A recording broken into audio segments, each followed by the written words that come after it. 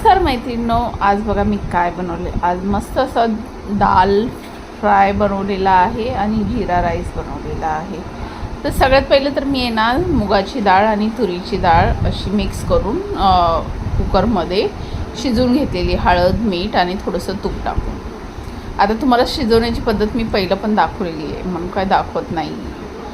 तर मी आहे ना आता फोडणी देण्यासाठी कढई ठेवलेली आहे. कढईमध्ये ना तेल टाकलेलं आहे, हिरव्या मिरच्या अशा लांब लांब कापून टाकलेल्या आहेत, कढीपत्ता, थोडं एक कांदा, टोमॅटो असं करून टाकलेला आहे. व्यवस्थित तो मसाला फ्राय करून घ्यायचा आहे. त्याच्यानंतर आहे ना त्याच्यामध्ये थोडंसं आलं लसूणची पेस्ट टाकायची आहे.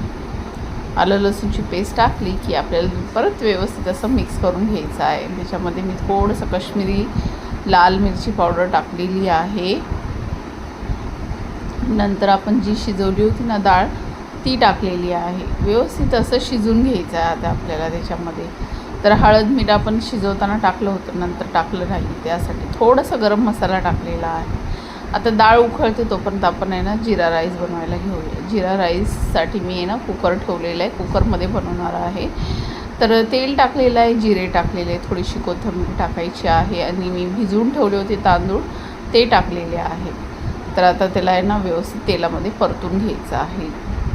आणि नंतर आहे ना मी त्याच्यामध्ये गरम पाणी टाकलेलं आहे. थोडंसं टाकायचं आहे हिशोबाने, कारण आपल्याला जास्त चिकन करायचा नाही भाताचा, त्यासाठी. तर बघा इथं. आणि आता नंतर आहे ना मीठ टाकणार आहे त्याच्यामध्ये. तर मीठ टाकून व्यवस्थित असं हलवून घेतलेलं आहे. नंतर आपल्याला त्याला कुकर लावून घ्यायचा आहे. गरम पाण्याने ना भात खूप सुटसुटीत होतो आणि पटकन शिजतो पण.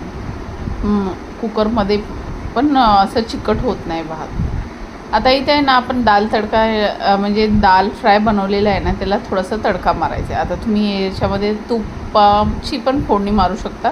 मी थोडंसं तेल टाकलेलं आहे, जिरे टाकलेले, थोडीशी कोथिंबीर आणि थोडंसं काश्मीरी लाल टाकलेली आहे. आणि आता परत बघा वरून मस्त अशी फोडणी दिलेली आहे. तर किती सुंदर असं दिसते बघा, खायला पण एक नंबर झालेलं. तुम्ही पण अशा पद्धतीने कधीतरी दाल फ्राय बनवून बघा, खूप टेस्टी लागते.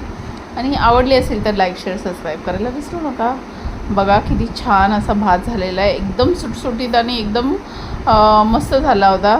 जरा पण चिकटला नव्हता भात, एवढा छान झाला होता. तर पाहू शकता किती छान असं दिसतोय बघा.